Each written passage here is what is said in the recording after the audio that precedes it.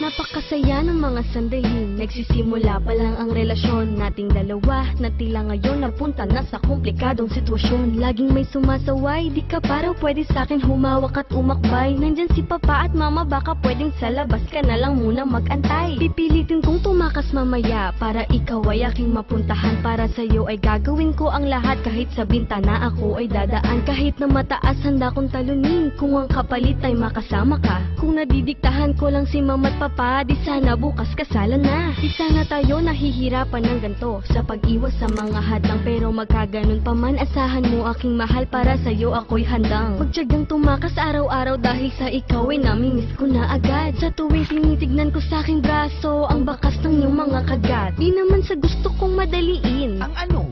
ang ating pagsasama, di nila tayo naiintindihan. Dumaan din naman sila sa pagiging bata. Siya ang unang humalik sa aking labing napakapula. Kaya habang tayo pa, sisiguraduhin ko na ang makakasama mo hanggang huli ay ako na.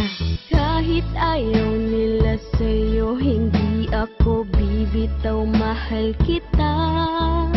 Hindi ko sasayangin ang pag-ibig para sa iba.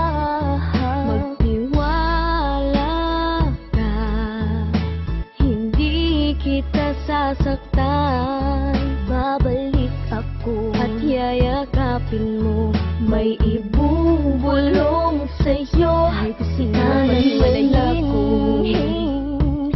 Di ba talaga nila naintindi? Ano ba, masyado silang mahigpit, bawal maglupit ang kamay mo sa kamay ko. Kaya napilitan tayong relasyon nating dalawa itago.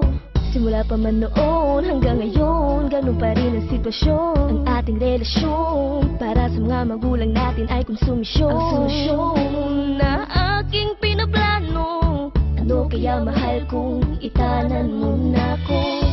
Kaya mo na ba kasi ako, parang kaya kong lang ayokong mawala. Sabi ni mama at papa, paglalayuin daw tayo nila. Bakit ba? Tinuturing nilang bawal-bawal ba akong umibig sa'yo?